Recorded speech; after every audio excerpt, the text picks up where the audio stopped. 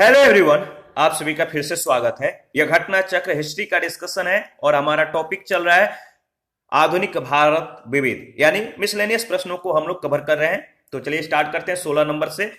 राजनैतिक स्वतंत्रता राष्ट्र का जीवन श्वास है, किसने कहा था? राजनैतिक स्वतंत्रता राष्ट्र का जीवन श्वास है, किसने कहा था?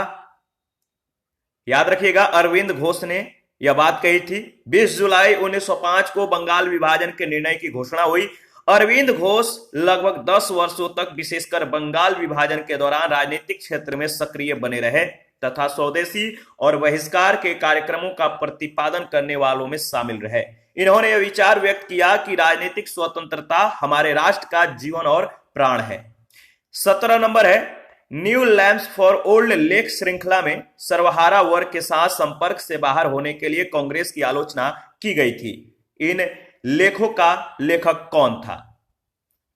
तो सही जवाब है अरविंद घोष। ए ऑप्शन बिल्कुल सही ऑप्शन है। तत्कालीन भारतीय परिस्थितियों के कारण एवं कांग्रेस की साम्राज्यवादी शक्तियों के समक्ष ढुलमुल रवैया अपनाने के कारण अरविंद घोष ने अपनी लेख श्रृंखला न्यू लैम्प्स फॉर ओल्ड में कांग्रेस की आलोचना की थी। 18 नंबर है, निम्नलिखित नेताओं में से किसने कहा मैं तो एक भारतीय नगाड़ा हूं जिसका कार्य सोते हुए को जगाना है ताकि वे अपनी मातृभूमि के लिए जागे और कार्यरत हो सके। बताइए किसने कहा? तो एनी बेसेंट ने। D option. देखिए, मैं तो एक भारतीय नगाड़ा हूं जिसका कार्य सोते हुए को जगाना है ताकि वे अपनी मातृभूमि के लिए जागे और कार्यरत हो सके। यह कथन है एनी बेसेंट का।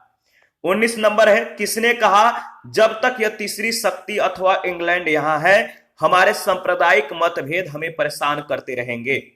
किसने कहा जब तक यह तीसरी शक्ति अथवा इंग्लैंड यहां है हमारे सांप्रदायिक मतभेद हमें परेशान करते रहेंगे?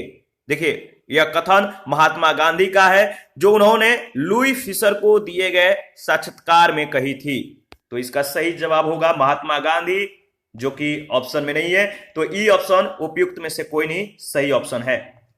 प्रश्न संख्या 20, किन दो नेताओं ने भारत में दौरा कर सामाजिक उत्थान का कार्य किया? किन दो नेताओं ने भारत में दौरा कर सामाजिक उत्थान का कार्य किया? सही जवाब है, बताइए। गांधी और तिलक। A option. गांधी और तिलक दोनों ने ही भारत का व्यापक दौरा कर सामाजिक उत्थान का कार्य किया। तिलक प्रथम राष्ट्रवादी नेता थे जिन्होंने जनता से निकट संबंध स्थापित करने का प्रयत्न किया और इस दृष्टि से वह महात्मा गांधी के अग्रगामी थे। और प्रश्न संख्या 21 है, लाला लाजपत राय के संदर्भ में निम्नलिखित में से कौन से कथन सही है? पहला कथन है, प्रारंभ में वे असहयोग नीति के पक्ष में नहीं थे परंतु बाद में वे गांधी जी के पक्ष में हो गए। दूसरा, स्वराज्य पार्टी के गठन में लाला लाजपत राय भी शामिल हुए। आपको बताना है इन दोनों में से कौन सा कथन सत्य है। इन दोनों में से दोनों कथन सत्य है, यानी सी ऑप्शन, पहला और दूसरा दोनों कथन सत्य है। प्रारंभ में लाला लाजपत राय असहयोग आंदोलन के पक्ष में नहीं थे, कारण वह कांग्रेस की प्रार्थना अनुनय विनय के नीतियों से असंतुष्ट थे। लेकिन बाद में सितंबर 1920 में कांग्रेस ने लाला लाजपत राय के नेतृत्व में कलकत्ता में एक विशेष सत्र आयोजित किया और असहयोग आंदोलन चलाने का प्रस्ताव पारित किया गया, इसलिए पहला कथन सत्य है। गांधी जी के द्वारा 4 फरवरी 1922 को चौरी चौरा कांड के बाद असहयोग आंदोलन वापस ले लिया गया। इससे नाराज होकर CR दास और पंडित मोतीलाल नेहरू ने जनवरी 1923 में स्वराज्य पार्टी का गठन किया जिसमें लाला लाजपत राय भी शामिल हुए। याद रखिएगा। लेकिन क्या हुआ? लेकिन 16 जून 1925 को CR दास के मृत्यु के बाद लाला लाजपत राय और पंडित दीनदयाल उपाध्याय ने सत्ता के बंटवारे और सांप्रदायिकता के मुद्दे पर विभेद के चलते पार्टी छोड़ दी। पहला और दूसरा दोनों कथन सत्य है। 22 है, किसने या किस पहले अध्यक्ष ने औपचारिक विग त्याग कर गांधी टोपी पहनकर सदन की अध्यक्षता की? किसने पहले जो है किस अध्यक्ष ने पहले औपचारिक विग त्याग कर गांधी टोपी पहनकर सदन की अध्यक्षता की? तो याद रखिएगा, जीवी मावलंकर, सी ऑप्शन। जीवी मावलंकर जो वर्ष 1946 में सेंट्रल लेजिस्लेटिव असेंबली के अध्यक्ष बने थे, ऐसे प्रथम अध्यक्ष थे जिन्होंने औपचारिक विग त्याग कर गांधी टोपी पहनकर सदन की अध्यक्षता की थी। और इस संदर्भ में अंग्रेजों के द्वारा प्रश्न पूछे जाने पर उन्होंने कहा था, क्या कहा था, आपकी विग यानी जो आपकी जो विग है, टोपी है, इस गर्म जलवायु के अनुकूल नहीं है। वे लोकसभा के प्रथम अध्यक्ष भी बने। 23 नंबर है, निम्नलिखित कथनों पर विचार कीजिए तथा सही विकल्प को चुनिए। पहला कथन है, जुलाई 1952 में जेवी कृपलानी ने किसान मजदूर प्रजा पार्टी का गठन किया।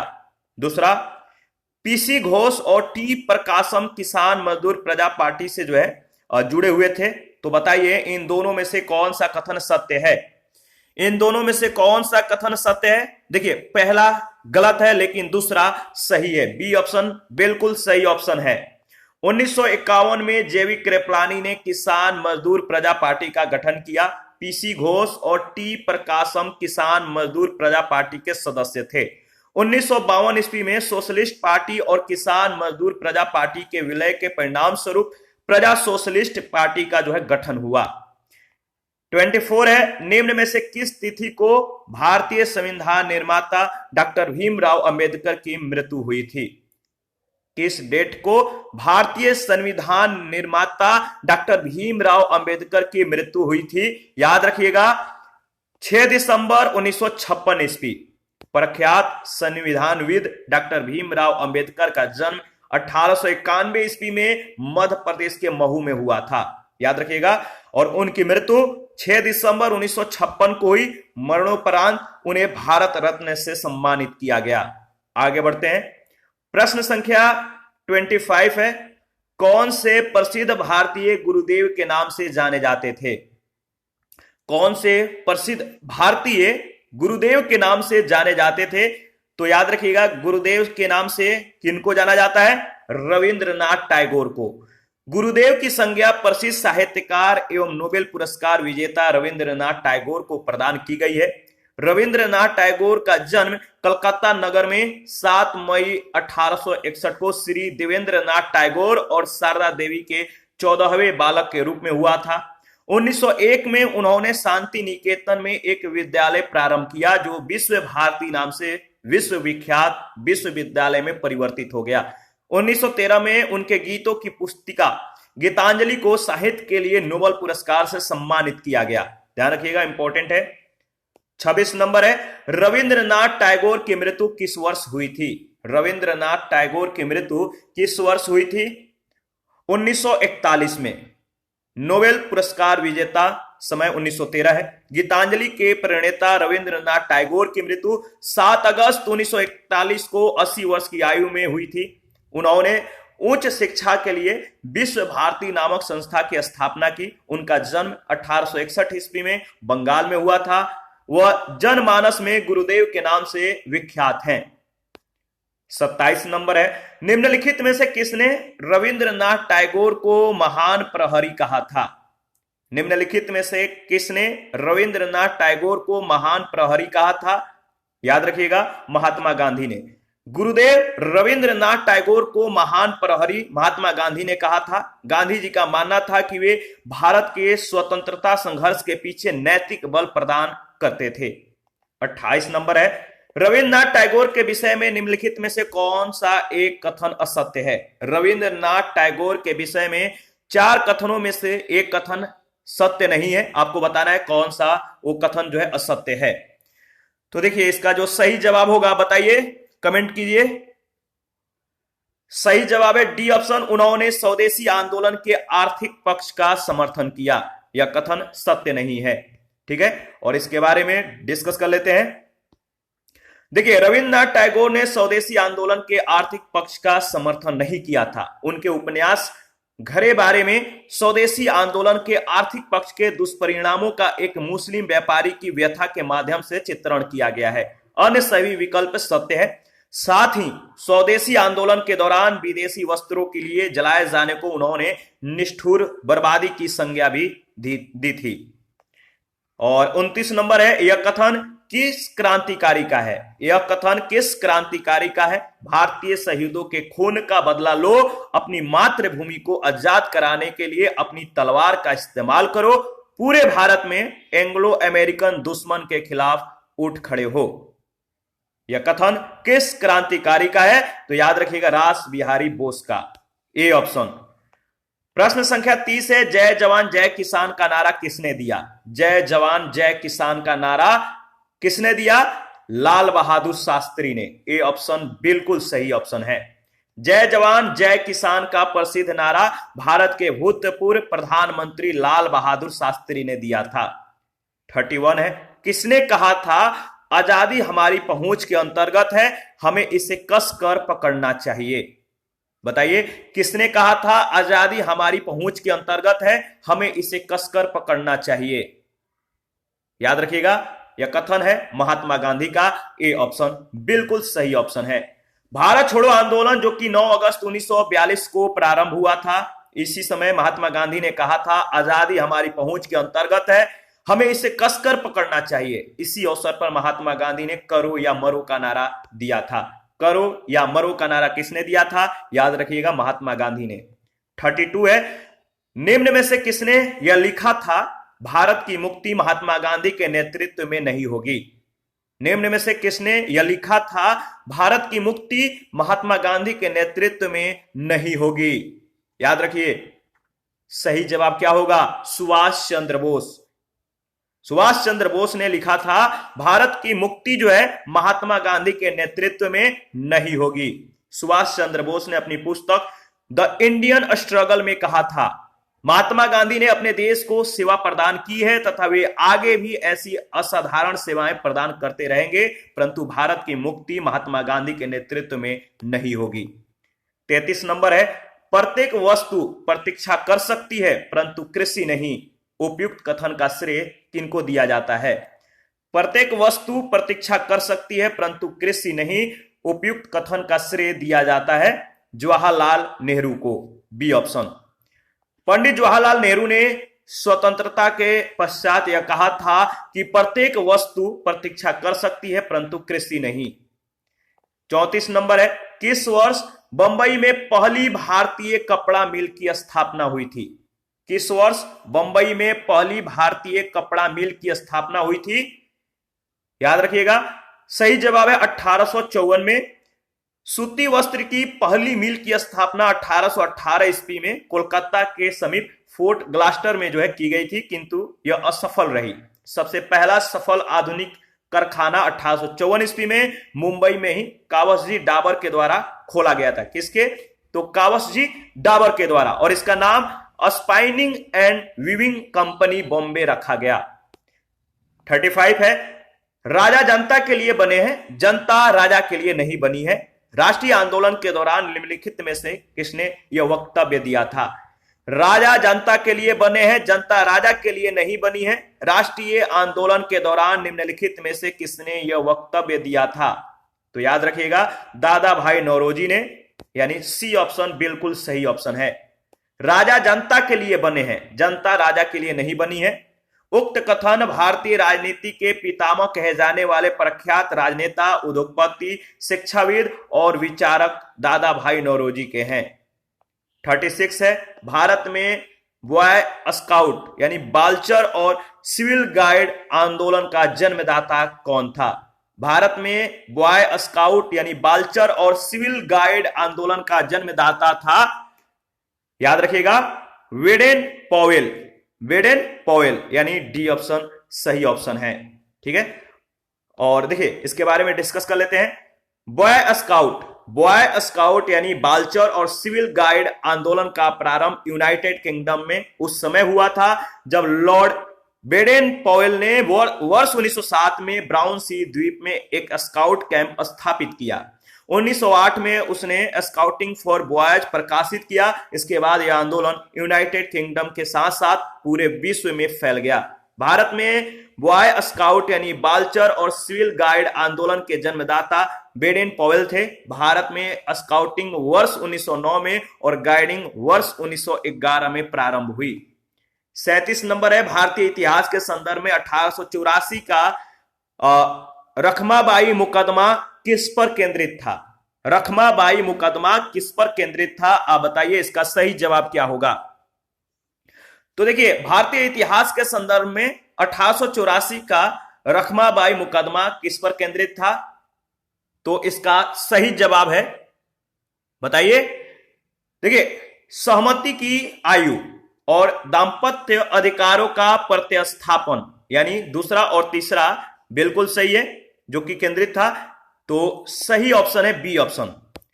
और इसके बारे में देख लेते हैं। भारतीय इतिहास के संदर्भ में 1884 का दादाजी भिकाजी बनाम रखमाबाई बंबई राज्य का मुकदमा सहमति की आयु तथा दाम्पत्य अधिकारों के प्रतिस्थापन पर केंद्रित था। इस मुकदमे की सुनवाई बॉम्बे हाई कोर्ट में जे पिन्हे की पीठ में हुआ था। जे पिन्हे, याद रखिएगा।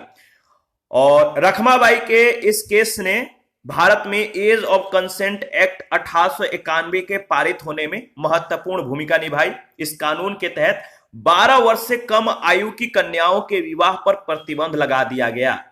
38 नंबर है, भारत के स्वतंत्रता से संबंधित निम्न कथनों में से कौन सा एक सही नहीं है? भारत के स्वतंत्रता से संबंधित निम्न कथनों में से कौन सा एक सही नहीं है? 4 कथन है, आपको बताना है इन चारों में से कौन सा एक सही नहीं है। तो देखिए, 1931 में कराची के कांग्रेस अधिवेशन में गांधी इरविन समझौते का विरोध हुआ था। डी ऑप्शन सही नहीं है, डी ऑप्शन, यानी जो आपका ऑप्शन होगा डी ऑप्शन, याद रखिएगा। देखिए, नवंबर 1930 में लंदन में हुए प्रथम गोलमेज सम्मेलन का कांग्रेस ने विरोध किया और इसमें भाग नहीं लिया, जिससे यह सम्मेलन निष्फल ही रहा। तेज बहादुर सप्रू, बी ए शास्त्री और एम आर जयकर जैसे कुछ उदारवादी नेताओं के प्रयास से गांधी इरविन समझौता हुआ। 1931 के कांग्रेस के कराची अधिवेशन में गांधी इरविन समझौते को स्वीकृति प्रदान की गई, जिससे संबंधित प्रस्ताव गांधी जी ने जवाहरलाल नेहरू से प्रस्तुत करवाया। यह प्रस्ताव निर्विरोध पारित हो गया। डी असत्य कथन है। बाकी जो अन्य 3 कथन है वो सही कथन है, सत्य कथन है। 39 है, जवाहरलाल नेहरू के विषय में निम्नलिखित कथनों पर ध्यान दीजिए। जवाहरलाल नेहरू के विषय में 3 कथन है। वे 1947 में कांग्रेस दल के अध्यक्ष थे। बताइए क्या यह सही है या गलत है? तो देखिए, यह सही नहीं है। इन्होंने संविधान सभा की अध्यक्षता की, यह भी सही नहीं है। भारत की स्वतंत्रता से पूर्व उन्होंने संयुक्त प्रांत में प्रथम कांग्रेस मंत्रिमंडल बनाया था। कोई भी सही नहीं है। डी ऑप्शन सही ऑप्शन होगा। 1947 में कांग्रेस दल के अध्यक्ष जेबी कृपलानी थे। संविधान सभा की अध्यक्षता सच्चिदानंद सिन्हा अस्थायी तौर पे और डॉक्टर राजेंद्र प्रसाद अस्थायी तौर पे अध्यक्षता किए थे। संयुक्त प्रांत में प्रथम कांग्रेस मंत्रिमंडल स्वतंत्रता से पूर्व कह सकते हैं। तो याद रखिएगा, संयुक्त प्रांत में प्रथम कांग्रेस मंत्रिमंडल में भी जवाहरलाल नेहरू शामिल नहीं थे। उपयुक्त में से पंडित जवाहरलाल नेहरू के संबंध में कोई भी कथन सत्य नहीं है। प्रश्न संख्या 40 है, मैं एक समाजवादी और गणतंत्रवादी हूं। मैं एक समाजवादी और गणतंत्रवादी हूं और मुझे राजाओं और राजकुमारों में विश्वास नहीं है। यह वक्तव्य संबंधित है किन से? मैं एक समाजवादी और गणतंत्रवादी हूं और मुझे राजाओं और राजकुमारों में विश्वास नहीं है। यह वक्तव्य है जवाहरलाल नेहरू का, यानी डी ऑप्शन। किससे संबंधित है? जवाहरलाल नेहरू से। 41 है, निम्नलिखित में से किसे भारत में साम्यवाद का उच्चतम पुजारी कहा गया है? साम्यवाद का उच्चतम पुजारी किसको कहा गया है? तो याद रखिएगा, जवाहरलाल नेहरू को। ए ऑप्शन आपका बिल्कुल सही ऑप्शन है। देखिए, जवाहरलाल नेहरू के विचारों में मार्क्सवाद सहित समाजवाद का विश्लेषण और व्याख्या मिलती है। नेहरू के समाजवादी रुझान के विषय में जनता को दिग्भ्रमित करने के लिए तत्कालीन यूनाइटेड प्रोविंसेस वर्तमान उत्तर प्रदेश के प्रचार विभाग के द्वारा कम्युनिस्ट लाइक्स और डिसलाइक्स नाम से एक पर्चा छपवाया गया था, जिसमें नेहरू को साम्यवाद का उच्चतम पुजारी के रूप में वर्णित किया गया था। सरकार के उच्चाधिकारियों ने ऐसे प्रयास न करने और साम्यवादियों के साथ तुलना न करने की सलाह दी थी। 42 है, समाजवाद का समर्थक कौन था और 1933 में ब्रिटिश शासन देसी राज्यों, जमींदारवाद और पूंजीवाद को उखाड़ फेंकना चाहता था? समाजवाद का समर्थक कौन था और 1933 में ब्रिटिश शासन देसी राज्यों, जमींदारवाद और पूंजीवाद को उखाड़ फेंकना चाहता था। सही जवाब है, बताइए, जवाहरलाल नेहरू, बी ऑप्शन। जवाहरलाल नेहरू समाजवाद के समर्थक थे। नेहरू वर्ष 1933 में ब्रिटिश शासन, देसी राज्यों, जमींदारवाद और पूंजीवाद को उखाड़ फेंकना चाहते थे। नेहरू का समाजवाद सोवियत संघ के समाजवाद से प्रभावित था। उन्होंने नवंबर 1927 में सोवियत संघ की यात्रा की थी। 43 है, निम्नलिखित में से कौन एक जवाहरलाल नेहरू का जीवनीकार है? निम्नलिखित में से कौन एक जवाहरलाल नेहरू का जीवनीकार है? याद रखिएगा, Frank Morris. Frank Morris important है, ध्यान रखिएगा। 44 है, साराबंदी आंदोलन। साराबंदी आंदोलन 1922 किसके नेतृत्व में प्रारंभ हुआ? साराबंदी आंदोलन 1922 किसके नेतृत्व में प्रारंभ हुआ? तो याद रखिएगा, सरदार वल्लभ भाई पटेल के नेतृत्व में। गुजरात के सूरत जिले में स्थित बारदौली 1922 ईस्वी के बाद राजनीतिक गतिविधियों का केंद्र बन गया था। बारदौली के मेड़ता बंधुओं कल्याण जी और कुंवर जी, इनको मेड़ता बंधुओं के नाम से जाना जाता है। और दयालजी देसाई ने किसानों के समर्थन में 1922 ईस्वी में आंदोलन चलाया। बाद में इसका नेतृत्व सरदार वल्लभ भाई पटेल ने किया। पटेल के नेतृत्व में ही 1922 ईस्वी में कोई कर नहीं यानी साराबंदी जो है आंदोलन चलाया गया था। आगे बढ़ते हैं, प्रश्न संख्या 45 है, राजनीतिक विरोध प्रदर्शन के निम्नलिखित 4 रूपों में से कौन सा उस व्यक्ति के नाम पर आधारित है जिसने सर्वप्रथम इसका उपयोग राजनीतिक हथियार के रूप में किया? राजनीतिक विरोध प्रदर्शन के निम्नलिखित 4 रूपों में से कौन सा उस व्यक्ति के नाम पर आधारित है जिसने सर्वप्रथम इसका उपयोग राजनीतिक हथियार के रूप में किया? तो याद रखिएगा, बायकाट, ए ऑप्शन। देखिए, आयरलैंड के सीसी बायकाट के नाम पर ही बायकाट शब्द का प्रयोग जो है आधारित है। सीसी बायकाट ने ही सर्वप्रथम 1880 ईस्वी में भू राजस्व कम न करने के संबंध में इस विधा का जो है उपयोग राजनीतिक हथियार के रूप में किया था। 46 है, भारत सरकार के द्वारा 1919 में ILO के वाशिंगटन सम्मेलन में मजदूरों के प्रतिनिधि के रूप में निम्नलिखित में से किसे भेजा गया था? भारत सरकार के द्वारा 1919 में ILO के वाशिंगटन सम्मेलन में मजदूरों के प्रतिनिधि के रूप में निम्नलिखित में से किसे भेजा गया था? तो याद रखिएगा, सही जवाब है NM जोशी को, बी ऑप्शन। देखिए, अंतरराष्ट्रीय श्रम संगठन यानी ILO वर्ष 1919 में अस्तित्व में आया था। अक्टूबर 1919 में वाशिंगटन में आयोजित पहले अंतरराष्ट्रीय श्रम सम्मेलन में मजदूरों के प्रतिनिधि के रूप में NM जोशी को भेजा गया था, जबकि उनके सलाहकार के रूप में BP वाडिया भेजे गए थे। उत्तर प्रदेश लोक सेवा आयोग के द्वारा इस प्रश्न का उत्तर विकल्प ए को माना गया, जो कि गलत है, ध्यान रखिएगा। 47 है, निम्नलिखित कथनों पर विचार कीजिए। पहला कथन है, आर्य समाज की स्थापना 1875 में हुई थी। बताइए क्या यह सही है या गलत है? तो आर्य समाज की स्थापना जो है 1875 में हुई थी, बिल्कुल सही है। अल हिलाल को मौलाना अबुल कलाम आजाद ने प्रकाशित किया था, यह भी सही है। और आपका तीसरा है, लाला लाजपत राय द पीपुल समाचार पत्र से संबंध नहीं थे। तो देखिए, यह जो कथन है सत्य नहीं है। और चौथा सत्य है, कलकत्ता के प्रसिद्ध प्रेसिडेंसी कॉलेज पूर्व हिंदू कॉलेज की स्थापना राजा राम मोहन राय ने की थी। पहला, दूसरा और चौथा कथन सत्य है, सी ऑप्शन।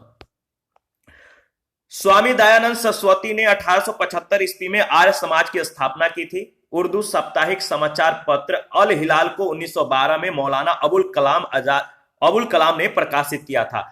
कलकत्ता के प्रसिद्ध प्रेसिडेंसी कॉलेज यानी पूर्व हिंदू कॉलेज की स्थापना राजा राम मोहन राय ने, याद रखिएगा, डेविड हेयर, राजा राम मोहन राय ने डेविड हेयर के साथ मिलकर 1817 ईस्वी में की थी। लाला लाजपत राय ने अंग्रेजी भाषा में साप्ताहिक समाचार पत्र द पीपुल का प्रकाशन किया था।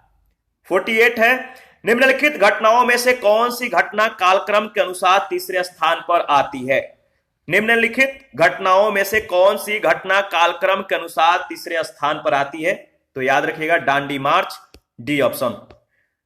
देखिए, चंपारण आंदोलन 1917 में हुआ था, असहयोग आंदोलन 1920-22 के दौरान, दांडी मार्च 1930, तो तीसरे स्थान पर याद रखिएगा, और भारत छोड़ो आंदोलन 1942 में।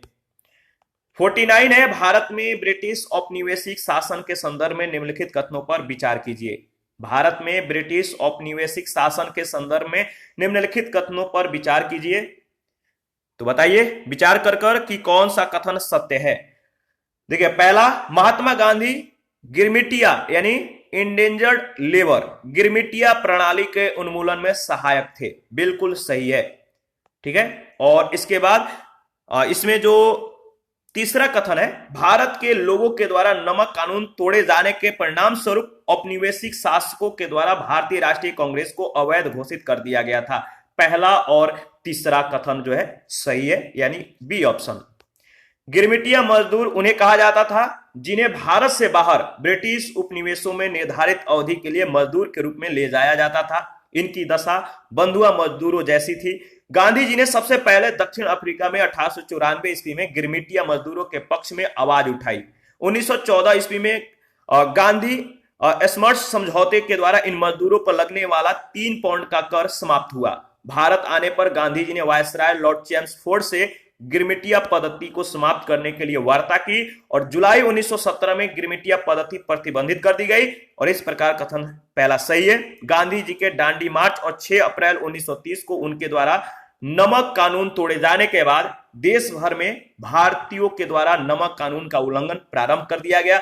इसकी प्रतिक्रिया स्वरूप जवाहरलाल नेहरू, महादेव देसाई आदि सहित बहुत से कांग्रेसी नेताओं और सत्याग्रहियों को जो है जेल भेज दिया गया। ब्रिटिश शासन के द्वारा भारतीय राष्ट्रीय कांग्रेस को अवैध घोषित कर दिया गया। इस प्रकार तीसरा कथन सही है। प्रथम विश्व युद्ध के दौरान लॉर्ड चेम्सफोर्ड के द्वारा बुलाए गए युद्ध सम्मेलन अप्रैल 1918 में महात्मा गांधी ने ब्रिटेन के पक्ष को न्यायोचित मानते हुए भारत के सहयोग का समर्थन दिया था, क्योंकि उन्हें लगा कि ब्रिटिश सरकार का युद्ध में समर्थन करने से भारत का डोमिनियन स्टेटस जो है प्राप्त करना आसान हो जाएगा। इसलिए कथन 2 सही नहीं है।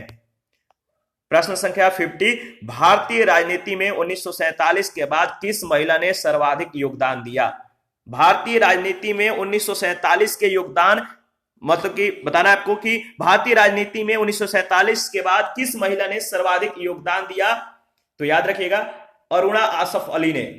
अरुणा आसफ अली, देखिए अरुणा आसफ अली एक राष्ट्रवादी मुसलमान और स्वतंत्रता सेनानी थी। उनका मूल नाम अरुणा गांगुली था। 1942 के भारत छोड़ो आंदोलन में वह स्वयं और सुचेता कृपलानी भूमिगत आंदोलन की 2 प्रमुख महिला संगठनकर्ता थी।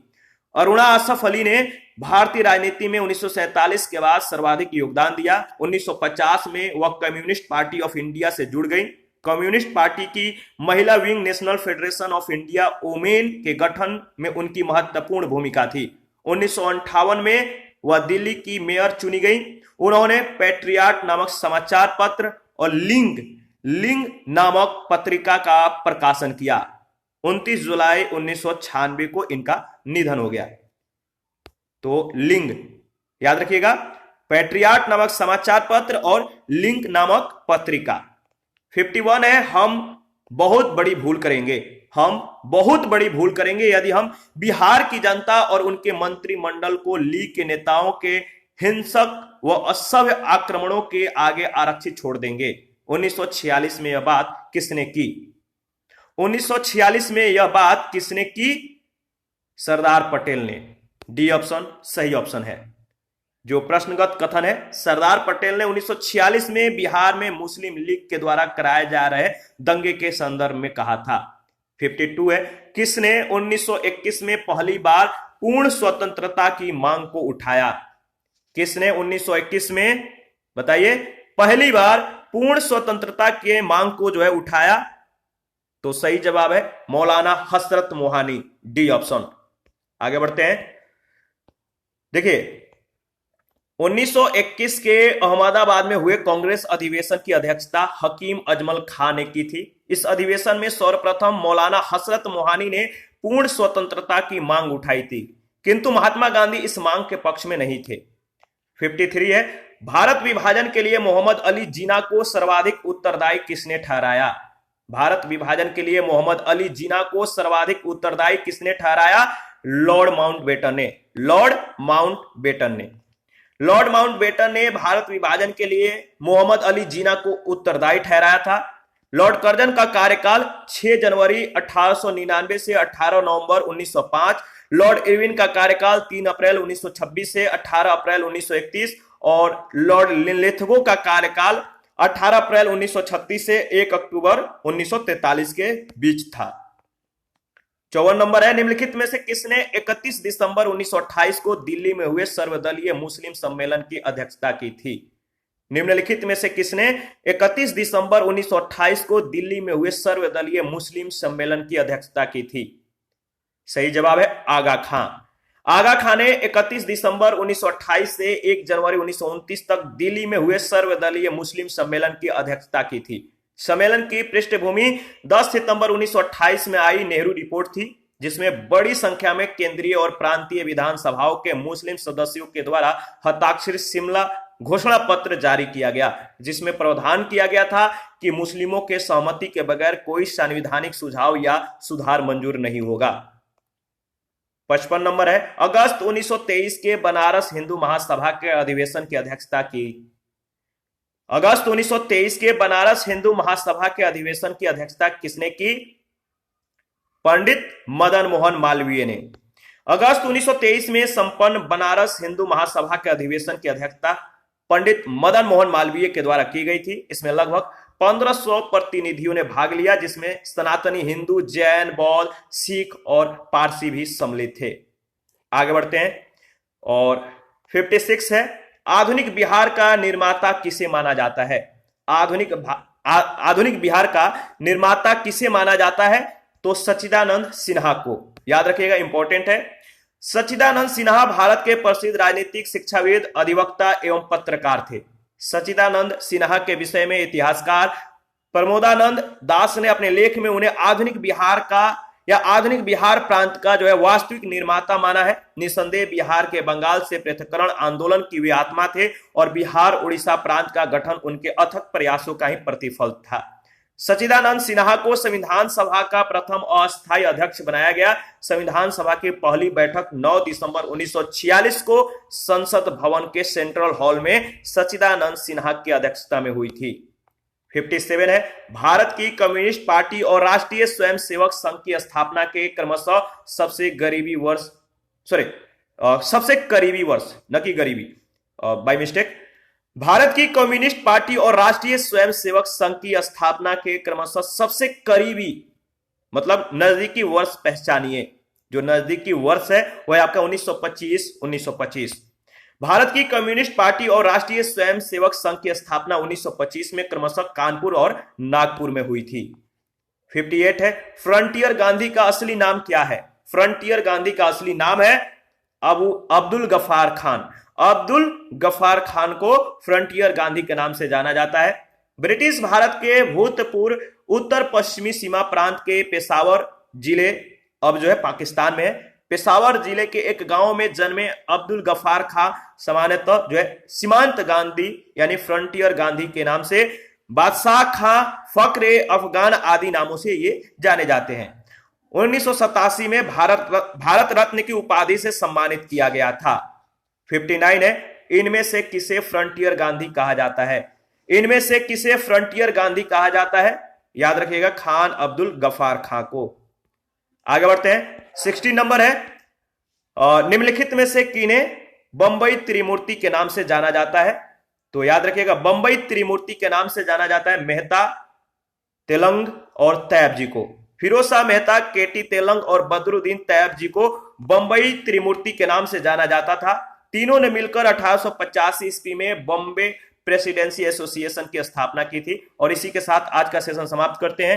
नेक्स्ट सेशन में बचे हुए प्रश्नों को कवर करेंगे। आप अपना प्रतिक्रिया जरूर दीजिए, आपके प्रतिक्रियाओं का हमें बेसब्री से इंतजार रहता है। थैंक यू, मिलते हैं नेक्स्ट सेशन में।